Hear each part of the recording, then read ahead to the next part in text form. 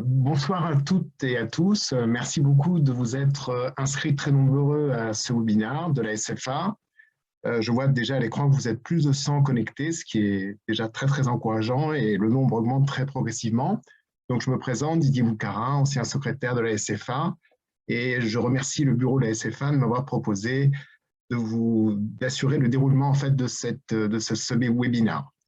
Il est très important aussi de remercier tous les sponsors qui ont aidé à la réalisation et qui ont contribué par leur participation à la mise en place de ce webinaire. Ce sont les 4 marques d'implants cochléaires que vous connaissez tous, Cochleaire, donc Cochlear, Medel, AB et Oticon. Alors, ce webinaire est consacré à l'implant cochléaire et je crois que c'est vraiment une parfaite illustration de ce qu'est la Société française d'audiologie, c'est-à-dire de regrouper les compétences des différentes disciplines impliquées dans l'audiologie, principalement effectivement donc les audioprothésistes, les orthophonistes et les ORL. Donc cette soirée va se dérouler en fait sous forme de 3 sessions différentes. Une première partie sera consacrée à une intervention d'Isabelle Monnier, puis une intervention de Mathieu Marx sur l'évolution des indications d'implant cochléaire. À l'issue de ces 2 présentations, il y aura un temps pour les questions, donc vous pouvez d'ores et déjà, au fur et à mesure du déroulement des exposés, poser vos questions. Nous essaierons de les lister. Celles qui n'auront pas pu avoir de réponse faute de temps auront par la suite une réponse écrite que nous vous adresserons.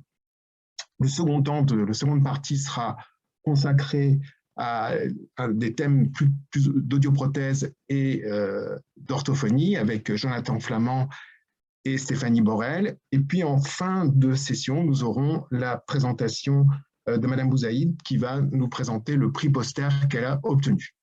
Donc je vous souhaite vraiment la bienvenue et c'est vraiment un très grand bonheur d'animer cette soirée qui encore une fois regroupe à mon avis tout ce qui est à la base de la SFA en termes d'interconnexion dans les différentes disciplines.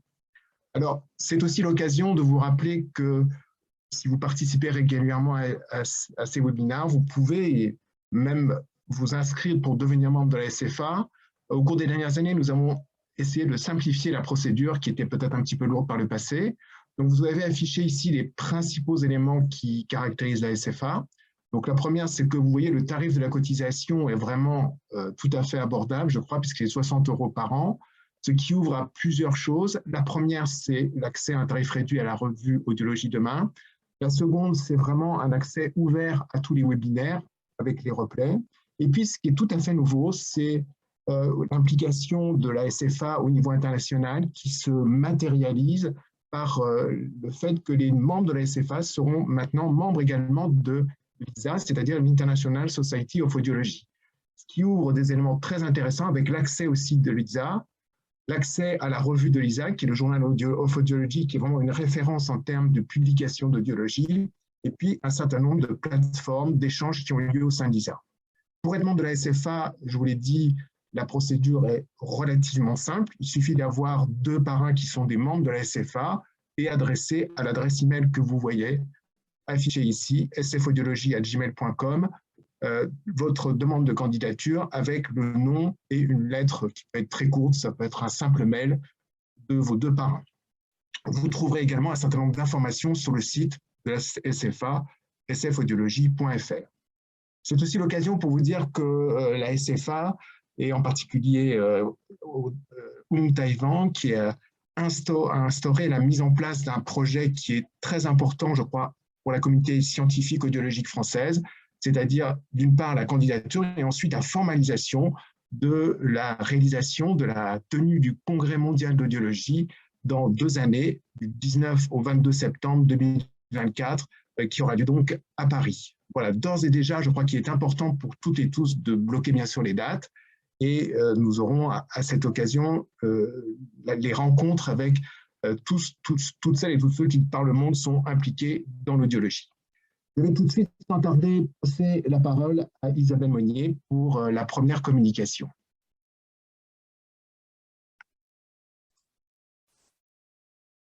Oui, bonjour à tous. Donc, je vais vous présenter Excusez-moi, je regarde. Je vais vous présenter les indications de l'implant cochléaire chez l'adulte, vous les rappeler et vous présenter des cas cliniques, des cas peut-être un peu complexes. Alors, je vous le rappelle, les implants cochléaires sont indiqués chez l'adulte et se basent sur l'audiométrie vocale et non pas sur l'audiométrie tonale.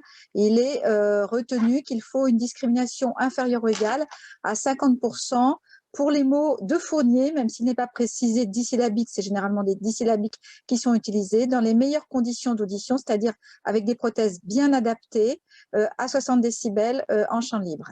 Et il n'est pas rare de voir des patients que l'on renvoie à l'audioprothésiste parce que le gain prothétique est insuffisant pour s'assurer qu'on ne peut pas faire mieux. Donc ces recommandations, je ne l'ai pas précisé, ont été publiées en 2012 par la Haute Autorité de Santé et en 2019, la Société française d'ORL a ajouté d'autres recommandations qui sont publiées dans les annales françaises et qui sont également dans le rapport de 2018. Donc, qui dit basé sur l'audiométrie vocale implique également que l'on peut implanter lorsqu'il existe de l'audition résiduelle sur les fréquences graves, comme vous le voyez sur le graphe de gauche. Et si l'on peut garder cette audition résiduelle, ce qui arrive pour tout ou partie dans environ 80% des patients, pour 80% des patients, eh bien, on peut associer une stimulation électrique à une stimulation acoustique, ce qui, chez certains patients, améliore la qualité dans le bruit et pour l'écoute de la musique, comme vous le voyez par exemple chez cette patiente chez qui des deux côtés, on a pu garder de l'audition résiduelle sur les fréquences graves. Alors pour cela, la Société française d'ORL précise qu'il faut faire une chirurgie la plus atraumatique possible, mais en fait cette chirurgie s'étend même lorsqu'il n'y a pas d'audition résiduelle, il faut préserver les structures en adaptant la longueur de l'électrode à la taille de la cochlée qui doit être mesurée, en utilisant une électrode droite ou une électrode contour mais sans stylet, qui sont les électrodes les moins traumatiques, en réalisant une insertion par la fenêtre ronde, la plus lente possible. Et maintenant, il y a des robots qui sont développés pour réaliser des insertions très lentes, et en utilisant des méthodes de monitorage de l'audition qui sont maintenant mises à disposition, comme l'électrocochléographie, même si jusqu'à présent, le robot et l'électrocochléographie n'ont pas fait encore de preuves de supériorité pour garder l'audition résiduelle, mais des études vont démarrer. Il faut administrer une corticothérapie, principalement par voie parentérale. La voie locale n'a pas encore fait la preuve, à ma connaissance, de son efficacité. Et bien sûr, informer le patient qu'il peut survenir une perte de l'audition. Alors, chez le sujet âgé, l'HAS dit qu'il n'y a pas de limite d'âge supérieure à l'implant cochléaire chez l'adulte et que la Société française d'ORL a ajouté que l'on peut implanter lorsqu'il existe un trouble cognitif. Ce n'est pas une contre-indication à l'implant cochléaire, bien au contraire. Et si ce trouble cognitif est majeur, c'est-à-dire qu'il s'associe à une perte d'autonomie, ce n'est pas non plus une contre-indication à condition qu'il y ait un encadrement suffisant pour permettre l'entretien du suivi du matériel, ce qui veut dire en pratique qu'il n'est pas question d'implanter quelqu'un qui est en EHPAD, mais si le patient est bien entouré familialement, ce n'est pas une contre-indication, ça peut permettre de maintenir une communication. Et dans la revue des annales françaises d'ORL consacrée à l'analyse du registre ORL, on avait montré que les résultats dans le silence chez les sujets les plus âgés sont parfaitement identiques à ceux des sujets les plus jeunes, même si d'autres études dans le bruit montrent que dans le bruit, ces résultats sont parfois un peu moindres. Pourquoi ces indications? Pourquoi ces recommandations? Eh bien parce que vous savez que la surdité est la principale cause de facteurs de déclin cognitif potentiellement modifiable, et plus la surdité est sévère, plus ce déclin cognitif est important. Et toutes les études sur l'implant cochléaire ont montré que l'implant améliorait les fonctions cognitives. Et parmi toutes ces études, l'étude française auquel peut-être certains d'entre vous ont participé est celle qui, à ce jour, a inclus le plus grand nombre de patients, 94 patients au départ, avec un suivi le plus long, 7 ans, alors que toutes les autres études, généralement, ont un suivi de 1 an. Alors, en cas de surdité prélinguale, les recommandations disent qu'il n'y a pas d'indication en général de primo-implantation. Ceci dit, c'est en général parce qu'il y a un groupe de patients que l'on voit de plus en plus. Ce sont des patients adultes qui sont parfaitement oralisés et qui souhaitent une implantation cochléaire. Voici l'analyse réalisée dans le service par Islaine Lalou, qui est en cours de publication. 34 patients, et vous voyez que presque la moitié d'entre eux obtiennent, en cas de surdité profonde prélinguale, des performances qui sont proches de celles des surdités postlinguales. Pour les autres, il n'y a pas d'amélioration de l'intelligibilité, mais tous portent leur implant, et même certains ont demandé à se faire bilatéraliser, car c'est une aide à la lecture labiale. Et les facteurs pronostiques sont la qualité de l'oralisation avant l'implantation, mais également la persistance d'une minime intelligibilité, même si là, vous voyez, elle est en moyenne de 10%, avant l'implantation. Il faut bien sûr des patients volontaires, motivés, avec des attentes parfaitement réalistes. Alors, l'implantation bilatérale chez l'adulte, elle peut être réalisée de façon simultanée en cas de risque d'ossification, et ça, c'est la différence avec l'enfant, puisque vous voyez que chez l'enfant, eh bien, on peut le réaliser lorsqu'il y a une surdité profonde bilatérale. Et les recommandations, dans les autres cas, l'HAS dit qu'il faut d'abord faire un côté, puis l'autre côté, en cas de perte du bénéfice audioprothétique. Et l'ASFORL a précisé que cette indication était recommandée pour améliorer la localisation spatiale ou la discrimination dans le bruit. Alors, il y a quand même quelques exceptions.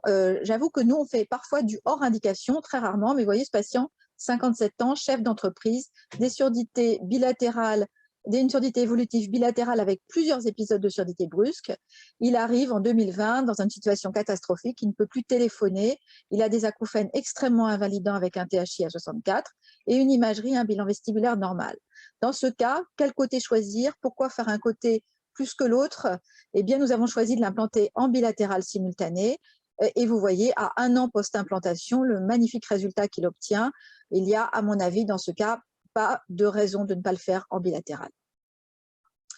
En cas de fluctuation auditive, la HAS recommande également l'implantation cochléaire, comme par exemple chez ce patient, une surdité profonde d'un côté, liée à une radiothérapie pour un astrocytome du cervelet, et de l'autre côté, des fluctuations auditives liées à un ménière.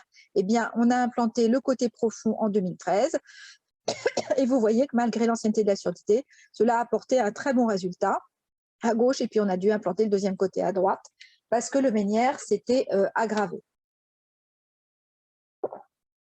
Alors, il existe également, en dehors de ces recommandations, excusez-moi, des cas particuliers, notamment lors des neuropathies auditives. Il y en a en fait peu de publications dans la littérature concernant les neuropathies auditives. Donc, vous savez que les neuropathies auditives, ça associe une discordance entre l'audiométrie tonale et l'audiométrie vocale, comme on le voit sur cet audiogramme, avec des auto-émissions acoustiques et des potentiels évoqués auditifs désynchronisés. Ça s'associe souvent également à des fluctuations auditives, mais qui sont là bilatérales, contrairement au cas précédent.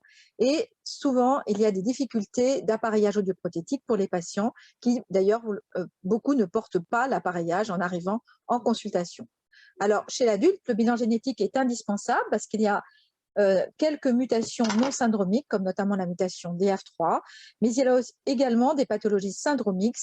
Les plus connues sont le Friedreich, le Brown-Villet-Toller, le CAPOS et la mutation FDXR. Mais on voit souvent, quand on travaille avec des services de neurologie, beaucoup d'autres surdités, d'autres pathologies syndromiques avec des pathologies neurologiques assez évoluées et une neuropathie auditive qui ne sont encore pas étiquetées. Donc, pour quels résultats? Chez l'enfant, d'après mes collègues qui travaillent en pédiatrie, les résultats ne sont pas mauvais. Chez l'adulte, là, vous voyez, on a repris 17 patients qui avaient une neuropathie auditive confirmée. La majorité d'entre eux ont été implantés de façon unilatérale. Et vous voyez qu'en fait, il y a seulement 5 d'entre eux, c'est-à-dire un tiers environ, qui a de bonnes performances proches de celles des neuropathies, des surdités d'autres étiologies, notamment endocochléaires, et les autres ont de très mauvais résultats, comme vous le voyez, et dans ces mauvais résultats, ce sont principalement des neuropathies syndromiques, et on constate également que chez ceux qui ont des bons résultats, tous sauf un continuaient à porter la prothèse auditive avant l'implantation. Donc, il faut absolument informer les patients de ces résultats possiblement mauvais. Je voulais aussi rajouter qu'il y a un certain nombre de patients qui ne sont pas étiquetés neuropathie parce qu'on les voit arriver tardivement avec des surdités profondes bilatérales. En fait, on n'a que des audiométries tonales avant. Et vous voyez, ce patient, il a été implanté en bilatéral simultané. Il avait une surdité qui évoluait depuis les années 2000, qui s'était aggravée à la suite d'une chimiothérapie et radiothérapie pour un cancer du cavum. On avait seulement, je vous l'ai dit, une audiométrie tonale. Et malheureusement, eh bien, on l'a implanté des deux côtés pensant que c'était une atteinte endocochléaire. Mais vu le résultat, vu le très très mauvais résultat, eh bien, vous voyez que c'est probablement une surdité de type neuropathique, mais impossible à faire le diagnostic à moins que le bilan génétique nous apporte un résultat. Enfin, dernière chose, eh bien, il y a l'indication en cas de schwannome vestibulaire. C'est principalement dans le cas des neurofibromatoses de type 2, qui sont, je vous le rappelle, une maladie génétique avec des schwannomes vestibulaires des deux côtés, mais on peut également rencontrer des patients qui ont par exemple une surdité congénitale d'un côté, totale, et qui développent un schwannome de l'autre côté. Donc, nous avons repris ces patients, nous avions 29 patients. Alors, c'est très, très varié, très, très hétérogène, parce que la NF2 est une pathologie avec une prise en charge très difficile. Certains patients étaient seulement surveillés, où il y avait eu des compressions du conduit, ou de la radiothérapie, ou de la chimiothérapie, mais sans exérèse du schwannome. Pour d'autres, eh bien, il y avait des exérèses du schwannome, là aussi, qui pouvaient s'accompagner de radio ou de chimiothérapie. Et vous voyez que chez ces patients, il y avait une intelligibilité correcte, comparable à celle des surdités postlinguales, chez environ 2/3 d'entre eux, mais seulement dans les stades 1 et 2. Et vous voyez que dans les autres cas, la lecture labiale, il y avait des stades 3, et puis en cas de grosses tumeurs, eh bien, toutes les quelques grosses tumeurs que l'on a implantées cochléaires n'avaient pas de résultat. Et l'on constate aussi que même quand il y a des petites tumeurs, parfois, les résultats sont mauvais. Mais cela veut dire que quand il y a un schwannome vestibulaire de stade 1 ou 2, il faut toujours proposer l'implant cochléaire en première option en préparant le patient à la possibilité d'un échec. Enfin, et pour faire le lien avec le professeur Mathieu Marx, eh bien, lorsqu'il y a un schwannome non pas intravestibulaire, mais non pas un schwannome vestibulaire, donc sur le nerf vestibulaire, mais un schwannome intracochléaire, il est possible également d'implanter les patients en passant à travers ce schwannome. C'est ce que j'ai fait chez cette patiente qui avait des acouphènes extrêmement invalidants, avec de l'autre côté une audition normale. Vous voyez ici le schwannome qui fait les deux tours et qui s'étend un petit peu dans le conduit auditif interne, c'est pour ça qu'on ne l'avait pas enlevé. Eh bien, la patiente, j'ai pu entrer une électrode avec un stylet et la patiente a un excellent résultat avec une disparition des acouphènes. Et vous voyez l'électrode parfaitement enroulée. Voilà, je vous remercie. Nous avons développé un site qui va ouvrir dans quelques jours pour les patients, pour les renseigner sur l'implant cochléaire. Donc, n'hésitez pas à venir le visiter, à le proposer aux patients, même si c'est avec notre équipe, il y a beaucoup d'éléments généraux. Donc, je passe la parole à Mathieu qui maintenant va vous parler de la nouvelle indication dans les acouphènes invalidants. Bonsoir à toutes et tous. Merci beaucoup Isabelle de me passer la parole pour vous présenter donc effectivement une indication qui est relativement récente puisqu'elle remonte maintenant à quelques mois. C'est une indication qui a été validée, donc qui a suivi un parcours de validation à plusieurs étapes pour aboutir à la publication au journal officiel. C'est donc une indication qui est actuellement effective depuis le mois de septembre 2021. Et cette indication, elle concerne donc les surdités profondes unilatérales quand elles sont associées à un acouphène invalidant. Ce qu'il faut savoir, c'est que l'implantation dans les surdités unilatérales, elle a été réalisée dans un certain nombre de pays occidentaux. Elle est validée dans très peu d'entre eux. Et les effets qui sont recherchés, ils sont de deux ordres. Le premier historique qui a été recherché, c'est d'abord l'effet sur l'acouphène, avec les travaux du professeur Van de Heining à Anvers. Et le deuxième type d'effet qui peut être attendu, c'est sur l'audition binaurale, c'est-à-dire la restauration d'une entrée effective sur les deux systèmes auditifs, qui permet d'une part, théoriquement, d'améliorer la localisation du son, et d'autre part, d'améliorer les capacités de discrimination de la parole dans le bruit. Alors, si c'est une indication qui est maintenant reconnue dans un certain nombre de pays, le fait que l'acouphène soit le symptôme cible, la principale cible visée par cette implantation, c'est une véritable spécificité française. Donc, le parcours, je le disais, de la validation de cette extension d'indication, elle a suivi de nombreuses étapes et la commission qui est en charge de l'évaluation des dispositifs médicaux et des technologies de santé à la Haute Autorité de Santé a été chargée d'évaluer un certain nombre de documents, que ce soit les recommandations nationales, y compris les recommandations nationales qui ont été présentées à l'instant par Isabelle Monnier, éditées par la Société française d'ORL, et un certain nombre de publications scientifiques qui étaient déjà disponibles ou en cours d'acceptation, dont 2 études multicentriques françaises, qui sont 2 études multicentriques particulières, dans la mesure où elles ont vraiment été au centre des discussions pour savoir si cette indication devait finalement voir le jour ou pas. Je vais vous parler un petit peu plus en détail de ces 2 études multicentriques. C'est une étude qui a été tout d'abord financée par des industriels, par Oticon Médical, menée par Christine Poncet-Vallet, qui a inclus 26 sujets, et puis une étude à financement public, des GOS, qui a porté sur 155 sujets. Alors, pour commencer par l'étude financée par Oticon Médical et menée par Christine Poncet, ces 26 sujets avaient été sélectionnés sur la base de la sévérité de l'acouphène. Là, vous voyez que les scores THI et EVA-gène qui apparaissaient dans les critères d'inclusion étaient des scores indiquant et soulignant la sévérité de l'acouphène, qui était véritablement la plainte au premier plan chez ces patients.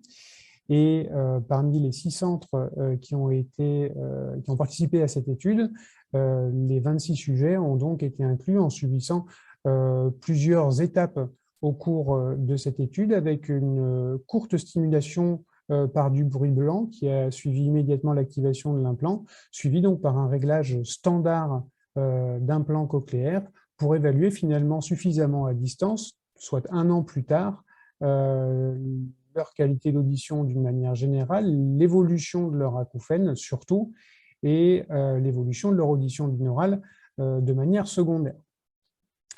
Donc, ce qui a été observé à plusieurs mois, puis à 1 an post-implantation, c'est une diminution très importante du score moyen de sévérité de l'acouphène, qui soit mesuré via le THI, via l'EVA, du score moyen, mais également du nombre de sujets qui présentaient un acouphène très invalidant, puisque on arrive en définitive à 1 an post-implantation avec près d'1 tiers des patients qui ne rapportent pas handicap relié à l'acouphène, et près de 2 tiers d'entre eux pour lesquels le handicap reste tout à fait acceptable.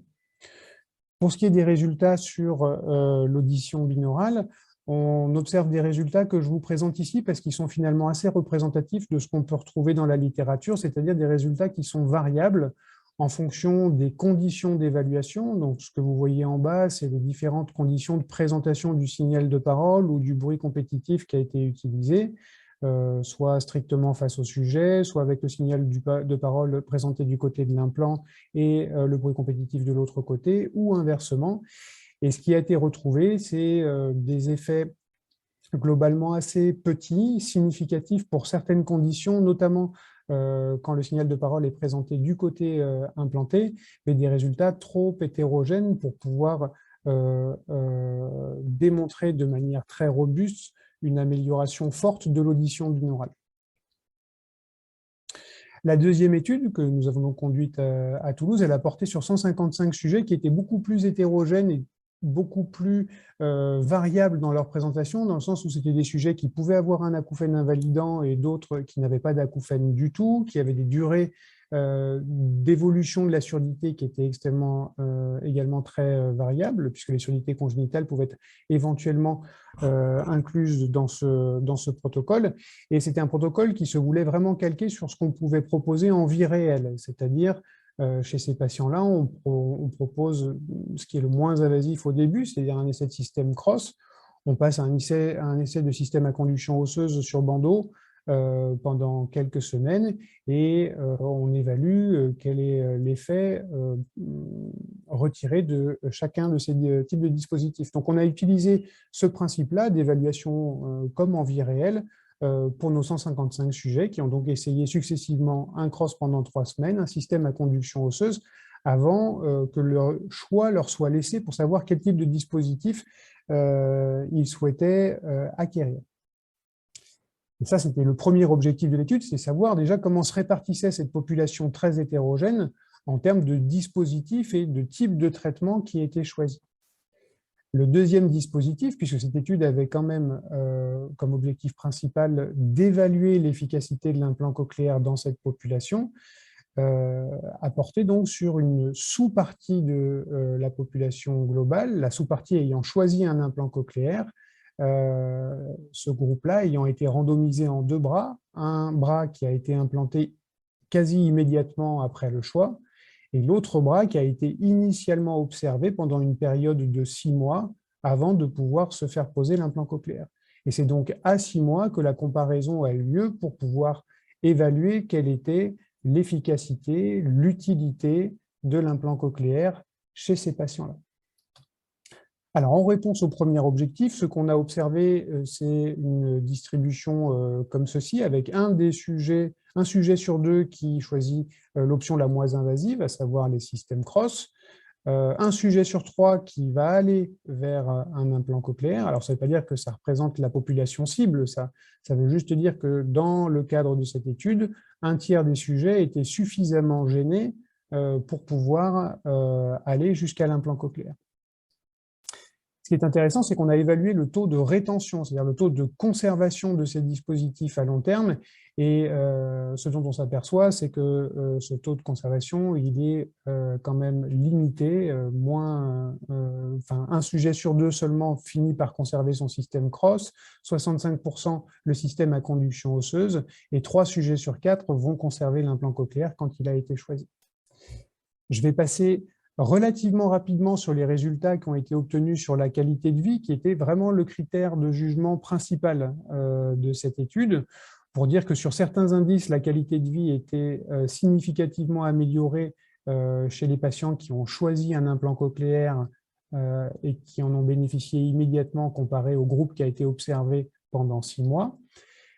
Cette amélioration de qualité de vie, elle était toutefois suffisante pour qu'on puisse considérer qu'elle est coût efficace, c'est-à-dire que le coût généré par l'implant cochléaire vaut la peine au regard de l'amélioration de la qualité de vie qui en est retirée.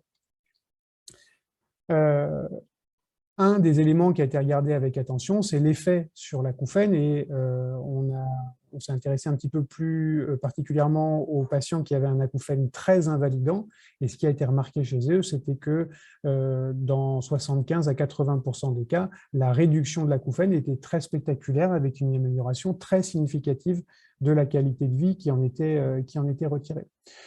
Donc, ce qu'il faut retenir de cette présentation, c'est que la nouvelle indication, elle est effective. Elle concerne donc les patients qui présentent une surdité unilatérale profonde qui est associée à un acouphène invalidant, avec une évaluation préalable retrouvant au score d'évaluation de l'acouphène un THI supérieur à 50 et ou une EVA supérieure à 6 sur 10, ou tout autre questionnaire validé permettant l'évaluation de l'acouphène.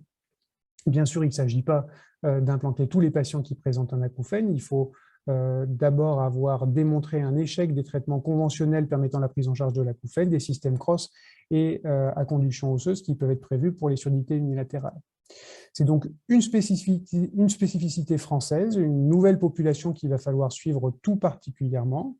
Il faut dès maintenant réfléchir au parcours de ces patients. C'est vrai que le support de l'AFREPA dans les villes qui bénéficient de l'expertise de ces équipes-là est vraiment très utile et très précieux. Et il faut aussi réfléchir à la prise en charge des échecs, parce que s'il y a 80 ou 75% de bons résultats, il y a quand même 20 à 25% d'échecs qu'il faut pouvoir gérer. Les résultats sur l'audition binaurale, ils sont plus controversés, mais ça dépend quels critères on considère, dans la mesure où la plupart des questionnaires validés qui sont proposés à ces patients-là rapportent tout de même un meilleur confort auditif globale. Ce que ça dit en tout cas, c'est qu'il faut pouvoir développer des protocoles spécifiques de réhabilitation auditive chez ces patients pour pouvoir leur faire profiter pleinement de leur implant. Je vous remercie sincèrement pour votre attention.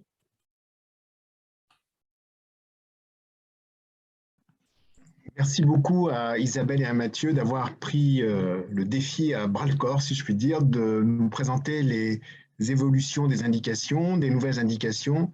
Vous l'avez vu, chacune des indications est documentée par des études cliniques extrêmement rigoureuses et une des plus récentes, celle que Mathieu vient de vous présenter, a nécessité, vous l'imaginez bien, un investissement très important des différents investigateurs. Il est temps de passer à quelques questions. Il y en a un certain nombre. Nous n'aurons peut-être pas le temps de répondre à toutes ces questions, mais il y en a une première que je vais peut-être vous soumettre qui concerne le syndrome de Usher. Un des assistants oncologues demande à quel moment faut-il envisager l'implant cochléaire chez un patient qui a un syndrome de Usher, qui a une communication uniquement sur orale, qui n'a pas de communication en particulier par le braille. Son audition repose sur ses aides auditives. À quel moment va-t-on avancer vers l'indication d'implant? Quels sont les critères en fait? Alors, nous, dans notre expérience, c'est vraiment le plus précocement possible. Hein, il faut, puisque ça conditionne également les performances. Hein, le Usher, c'est une surdité endocochléaire. Et donc, nous, on n'hésite pas, même s'il y a de l'audition résiduelle, à les implanter dès qu'ils sont vraiment en difficulté afin d'obtenir le meilleur résultat possible. Alors, il ne faut pas faire les deux côtés en même temps pour pas, évidemment, les déstabiliser, mais de façon assez rapprochée. Et généralement, le résultat est très rapide et de très bonne qualité.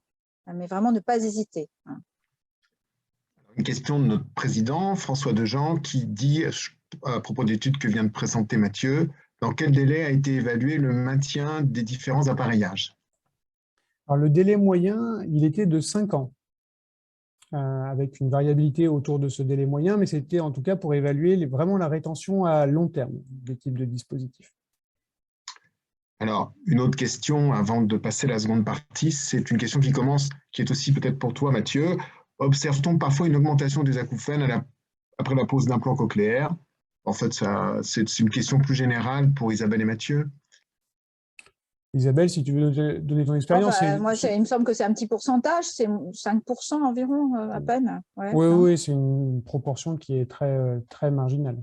Ouais. Très bien, mais merci beaucoup à tous les deux.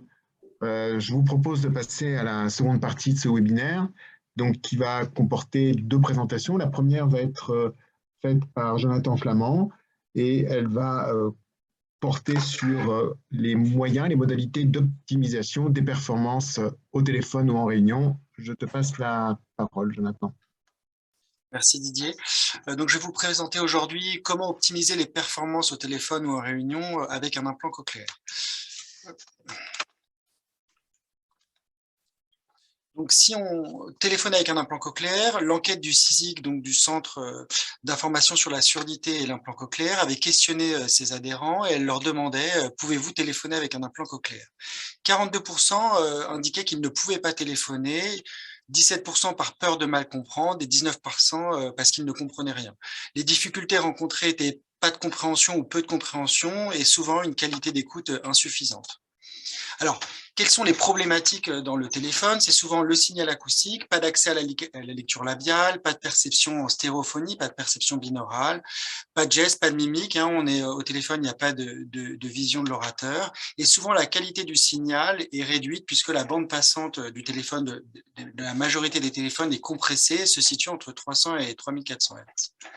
L'équipement et l'environnement jouent aussi beaucoup. La position du combiné, les patients ont le réflexe de positionner le combiné au niveau du conduit auditif, alors que les microphones de l'implant cochléaire, du processeur, sont derrière le pavillon. L'écho, la mauvaise réception du réseau, le mauvais matériel, le matériel de mauvaise qualité peut poser problème. Et évidemment, l'ambiance, le bruit ambiant, la rue, les transports en commun vont diminuer le rapport signal sur le bruit.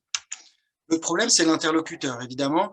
La familiarité avec l'interlocuteur, le degré de familiarité sur le sujet de conversation ont un impact important sur la compréhension du patient implanté par rapport au sujet. Évidemment, la qualité de parole qui peut varier énormément d'un interlocuteur à l'autre. Alors, quelles sont les solutions? Alors, les solutions techniques, les premières qui existent depuis beaucoup plus de 30 ans, sont les dispositifs d'aide de fonctionnement par amplification. Donc, ce sont des téléphones amplifiés conventionnels. Maintenant, il existe aussi des téléphones portables amplifiés qui permettent d'amplifier le signal d'environ 30 à 60 décibels. Donc, c'est vraiment une augmentation du volume d'écoute, mais en général, n'améliore pas la qualité du signal. Attention à la position au niveau de l'implant cochléaire pour avoir une bonne qualité d'écoute. Viennent ensuite les systèmes par boucle magnétique. Donc, vous savez que maintenant, dans le cadre de la loi sur la solidarité, tous les lieux accueillant du public doivent être équipés de boucles magnétiques et tous les systèmes pour les malentendants, y compris les implantés cochléaires, doivent pouvoir proposer la boucle magnétique. Reconnaissable par ce petit signe d'oreille cassée et ce signe T qui indique que le système est équipé de boucles magnétiques. Donc, le but, c'est en fait d'avoir une liaison entre le téléphone et le processeur de son. Donc ici, c'est un kit main libre qui va se connecter en Bluetooth au téléphone portable et faire la jonction avec le processeur d'implant cochléaire en induction magnétique. Donc le but, c'est d'avoir un signal continu entre le processeur et le téléphone sans passage par le milieu aérien qui va diminuer la qualité entre le haut-parleur du téléphone, l'air, le milieu ambiant et le microphone. Il existe aussi des systèmes silhouettes, beaucoup plus anciens mais encore utilisés, où on va se connecter en filaire à notre téléphone et poser ce petit émetteur magnétique au niveau du processeur pour avoir l'induction du signal directement au niveau du processeur. Il faut que le processeur soit en position T, évidemment, pour pouvoir recevoir ce signal magnétique.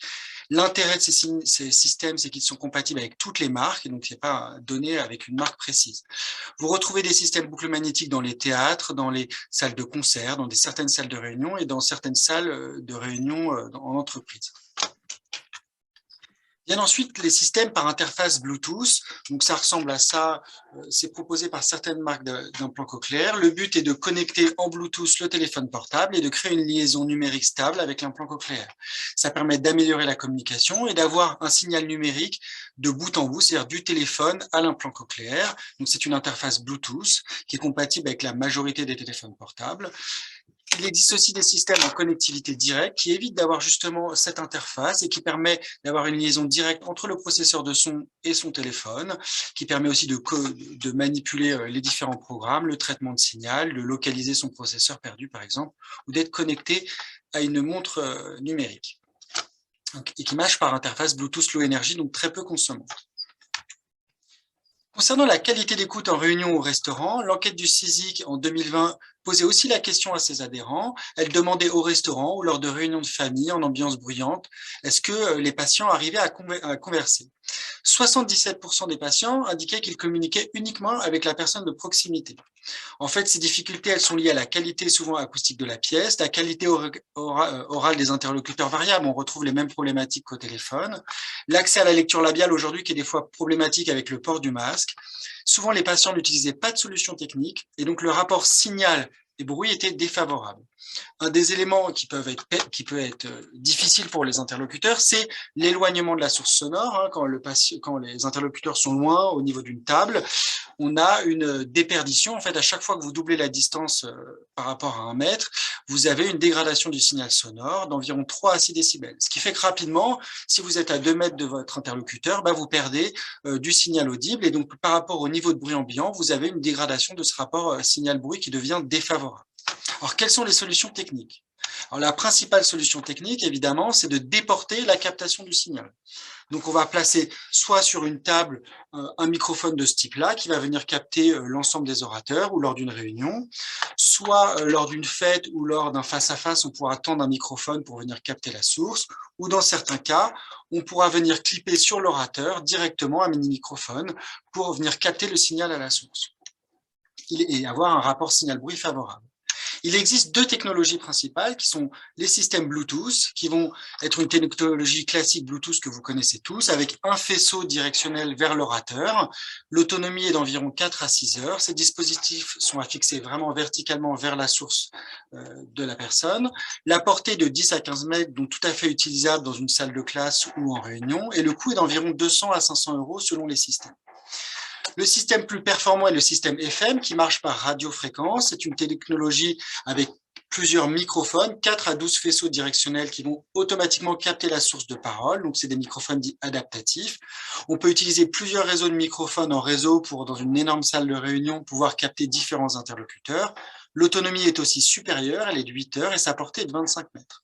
Le coût est par contre plus élevé, environ 1 000 € à 1 500 € en fonction des systèmes. Ces systèmes vont se connecter à l'implant cochléaire soit par cette interface qu'on avait vue tout à l'heure, Bluetooth, qui va faire la liaison avec le microphone déporté ou avec le système FM, et donc se relier avec le processeur.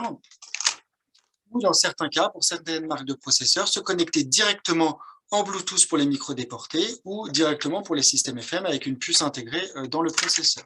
L'intérêt ici est d'avoir aucune interface entre les microphones et le processeur de son.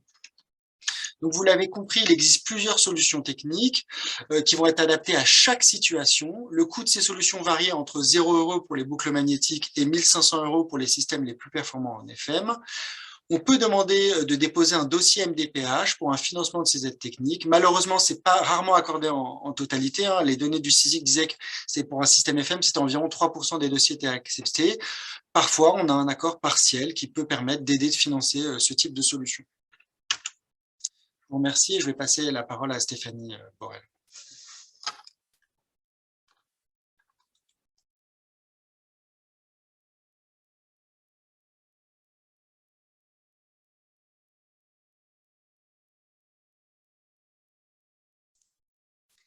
Bonjour à toutes et à tous. Donc, moi, je vais aborder la question de la rééducation orthophonique que l'on va pouvoir proposer pour améliorer la communication au téléphone et en réunion des adultes implantés cochléaires.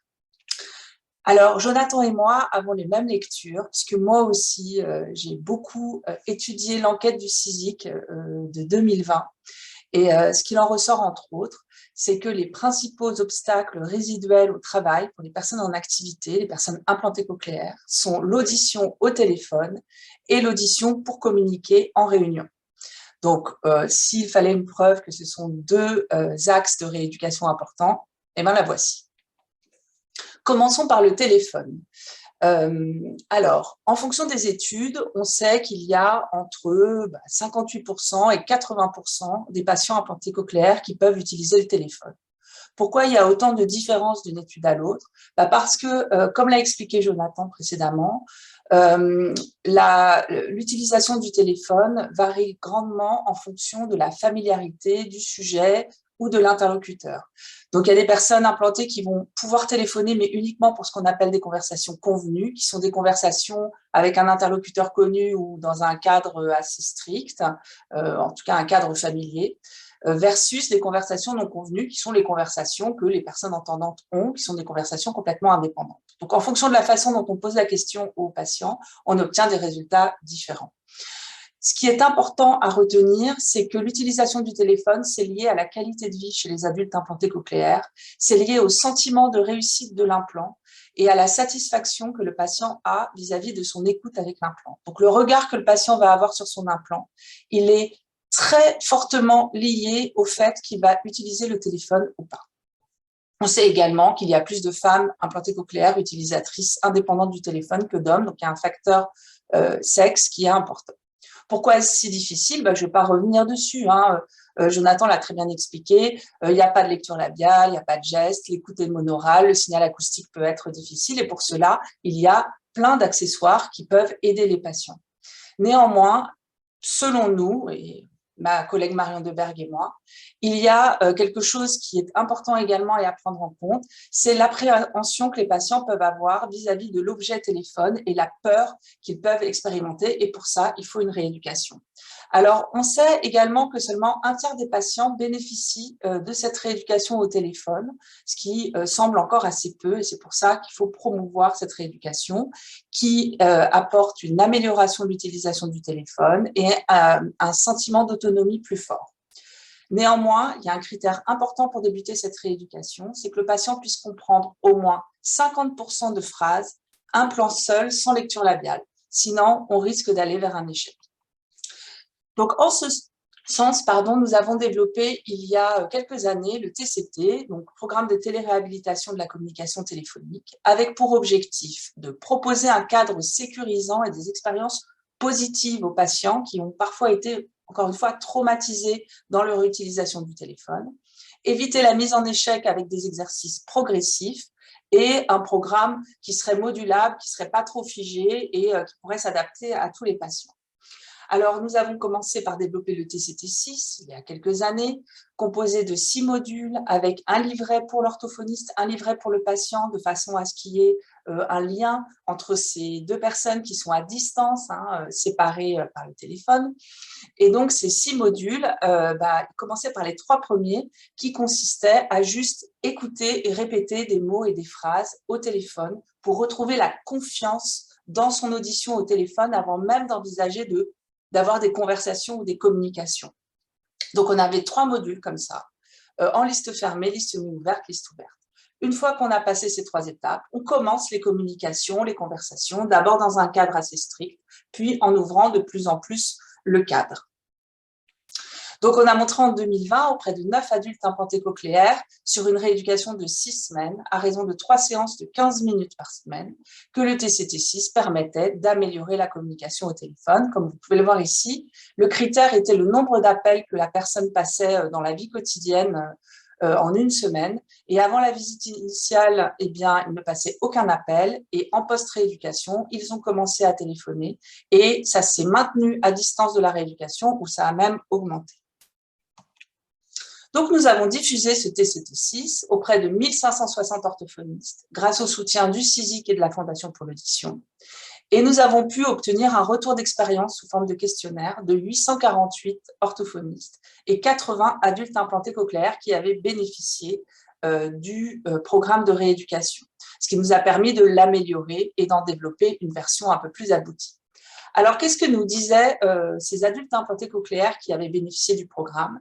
Eh bien, qu'ils étaient significativement plus nombreux à téléphoner après le programme de rééducation qu'avant, et que ceux qui téléphonaient déjà avant de commencer la rééducation étaient devenus plus indépendants et avaient accédé à des conversations non convenues et avaient moins besoin de recourir à l'entourage pour utiliser le téléphone.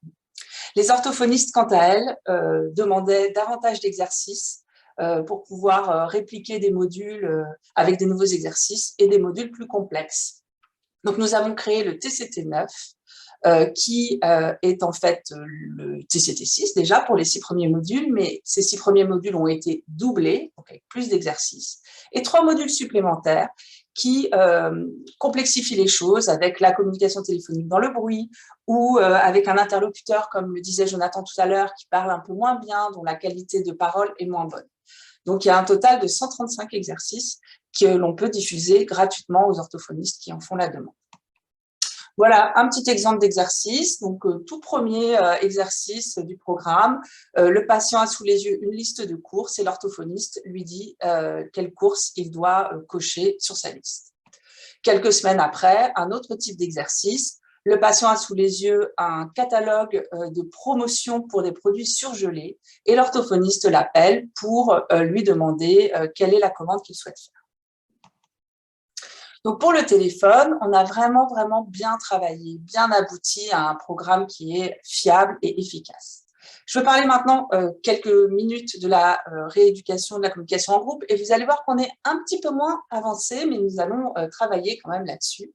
Alors, comment on fait pour communiquer en groupe? Eh bien, déjà, ça nécessite de savoir localiser la source sonore. Et là, Sabrina va nous en parler ensuite. Faire abstraction des autres conversations autour de soi, avec l'attention sélective et le contrôle inhibiteur, et avoir bien sûr une bonne lecture labiale. On sait que les patients implantés ils sont plus gênés quand le distracteur, c'est une voix qui parle, une voix qui est intelligible par rapport à un bruit, parce qu'ils ont plus de mal à le mettre à distance. Et surtout si cette voix est parfaitement intelligible, c'est-à-dire qu'elle parle la même langue que le patient et qu'elle est du même timbre de voix que ce que doit entendre le patient. Donc, par exemple, deux femmes. Donc, ça fait déjà quelques années qu'on avait développé avec Marion Deberg un programme de rééducation qui commençait avec une progression dans le bruit, puis une progression en voix concurrente pour travailler dans le groupe. Et nous sommes en train de développer donc maintenant avec Yannick Belloir et Marion Deberg un programme progressif avec des tâches de difficulté croissante, avec des langues qui sont soit les mêmes, soit différentes pour faire varier la difficulté, et des hommes, des femmes, des sexes différents, des timbres plutôt de voix différents pour faire varier aussi la difficulté. Nous avons développé ce programme, enfin Yannick Belloir en 2020. On est en train de l'expérimenter auprès d'orthophonistes experts. Et puis, grâce à ça, on va l'améliorer. Et on espère en mesurer l'efficacité avec des méthodologies un peu innovantes de cas uniques en 2023. Je vous remercie et surtout merci à mes collègues et particulièrement à Marion Croisier de Berg, sans qui rien n'aurait été possible. C'est les questions. Eh bien, merci beaucoup à Jonathan et à Stéphanie d'avoir montré comment vous fonctionnez en parfaite synergie avec les mêmes des réponses concomitantes et qui potentialisent l'un et l'autre. Alors, on a une question qui est plus un témoignage. Je crois que c'est peut-être un patient implanté qui dit que la méthode a été très efficace pour la reprise des activités au téléphone. Peut-être une question à Jonathan.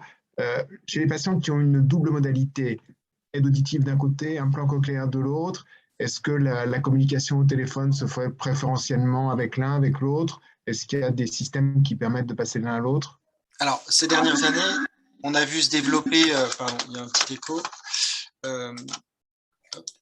des systèmes qui étaient justement avec une intégration bimodale entre l'appareil auditif qui était compatible avec l'implant cochléaire et qui permet justement d'avoir cette stéréophonie au téléphone, donc d'avoir vraiment un signal qui se diffuse sur les deux.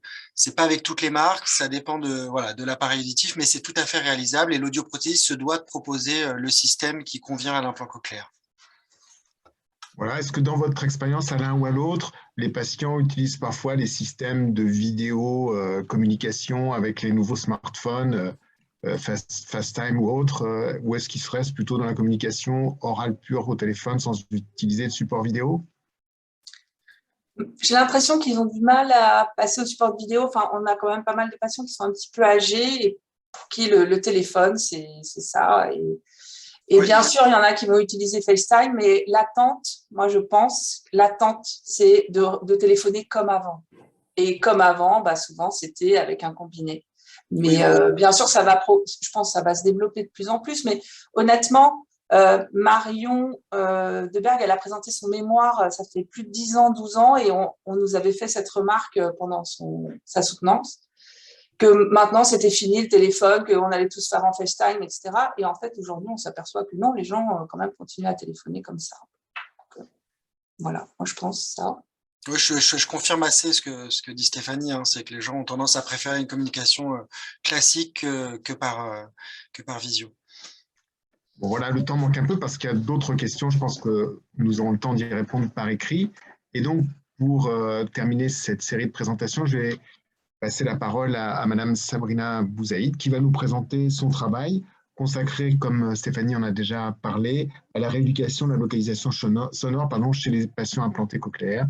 Merci beaucoup. Donc, votre travail a remporté ce prix de la SFA et c'est l'occasion d'encourager toutes et tous, parmi les plus jeunes en particulier, de présenter des travaux pour les prix de la SFA à venir. Bonjour à tous, du coup je vais vous présenter mon mémoire de Master 2 qui porte sur l'évaluation de l'effet d'un protocole d'entraînement visio-auditif sur les capacités de spatialisation chez des sujets bi-implantés cochléaires. Cette étude a été réalisée en partenariat avec l'hôpital Eder-Herriot et l'équipe Impact du CNRL. Comme on le sait, les capacités de spatialisation sont altérées chez les patients atteints de surdité. C'est pourquoi nous avons voulu travailler sur un protocole dans lequel les patients ont testé 2 protocoles d'entraînement et on a évalué leur capacité de spatialisation. Nous avons étudié une population de 20 participants bi-implantés cochléaires. Les participants devaient avoir donc 2 implants et avoir reçu leur 2e implant depuis plus d'1 an. Chaque participant a réalisé 2 protocoles d'entraînement, un protocole d'entraînement spatial et un protocole d'entraînement non spatial Afin de mesurer en fait l'impact de ces deux entraînements, on a réalisé des tests d'évaluation pré- et post-entraînement. Notre étude s'est déroulée de la manière suivante. On a divisé notre population en deux groupes. L'un qui a réalisé d'abord l'entraînement spatial et l'autre l'entraînement non spatial. On a ensuite effectué une période de wash-out d'au moins 15 jours, puis les participants sont revenus pour passer le deuxième entraînement. Il fallait compter environ 2 heures par visite. Je vais maintenant vous présenter les deux protocoles. Concernant l'entraînement spatial, le participant est immergé en réalité virtuelle et il va devoir localiser une source sonore. À travers son casque, il visualise 13 haut-parleurs en face de lui et il va devoir toucher de la main avec une manette le haut-parleur qu'il pense émettre le son. Donc, je vais vous montrer une petite vidéo. S'il a la bonne réponse, le son s'arrête.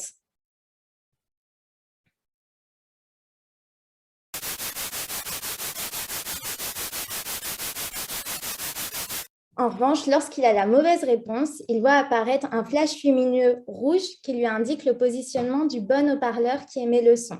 Donc, on a donc un entraînement multisensoriel avec une stimulation spatiale, une réponse spatiale et un feedback spatial. Concernant l'entraînement non spatial, le participant est de nouveau immergé en réalité virtuelle et on va demander aux participants non pas d'identifier d'où provient la source sonore, mais d'identifier la nature du son. À savoir, on va lui faire écouter une stimulation plutôt rapide, comme vous pouvez le voir sur la vidéo. Et dans ce cas, il pointe vers le haut. Et si la stimulation est lente, vers le bas. Il a de nouveau un flashback lumineux, c'est-à-dire que lorsqu'il a la mauvaise réponse, il voit apparaître une lumière rouge qui lui indique la bonne réponse. Pour mesurer l'impact de ces deux entraînements, on a effectué des évaluations pré- et post-entraînement, à savoir 2 tests. Un test de discrimination spatiale auditive, où cette fois-ci, le participant doit localiser une source sonore, sauf qu'il n'a aucune indication sur les positions possibles de la source sonore. Il va devoir fixer du regard la position qui pense être celle du son et valider la position avec sa manette.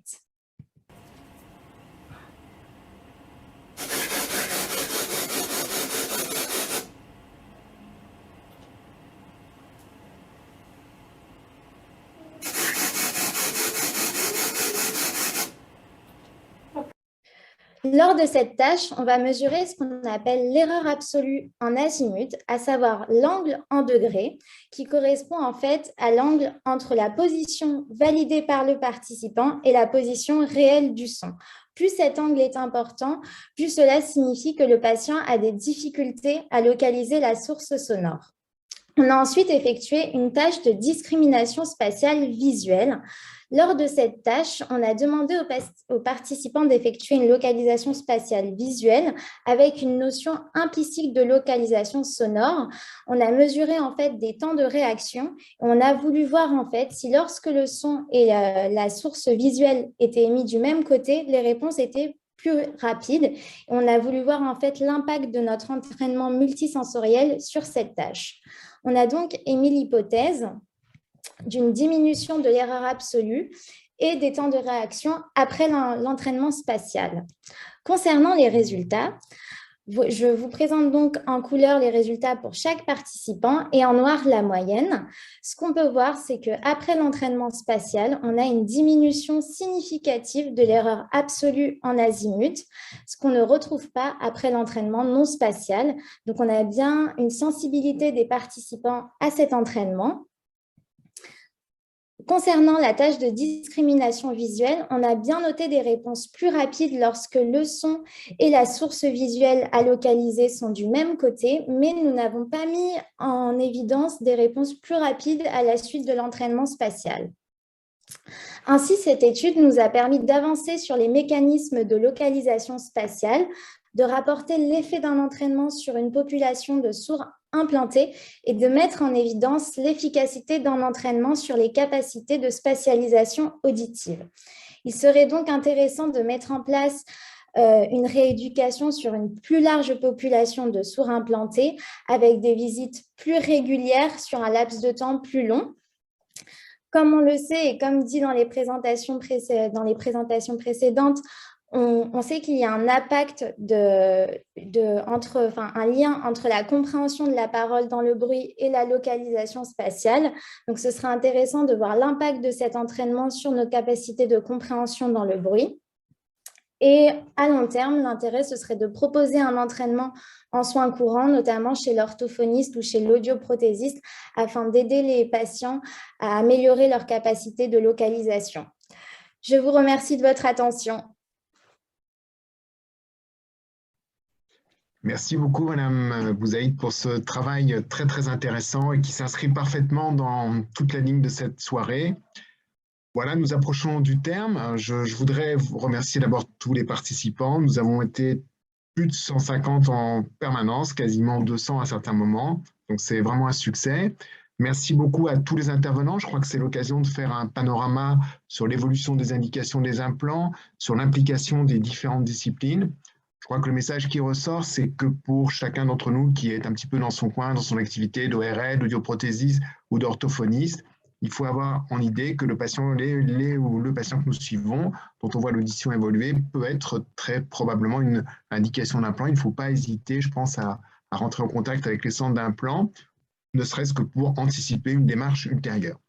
Je voudrais aussi remercier les sponsors, Advanced Bionics, Cochlear, Medel et Oticon Médical, qui ont permis d'organiser ce webinaire. C'est toujours un grand plaisir de voir le dynamisme aussi des firmes d'implants pour participer aux activités de la SFA. N'hésitez pas à aller sur le site de la SFA et nous vous l'avons dit tout à l'heure, les modalités d'inscription pour devenir membre de la SFA ont été simplifiées. Voilà, il me reste à vous souhaiter une bonne soirée, mais avant toute chose, je veux, avant de terminer, vous préciser que le prochain webinaire est prévu donc le 14 juin 2022.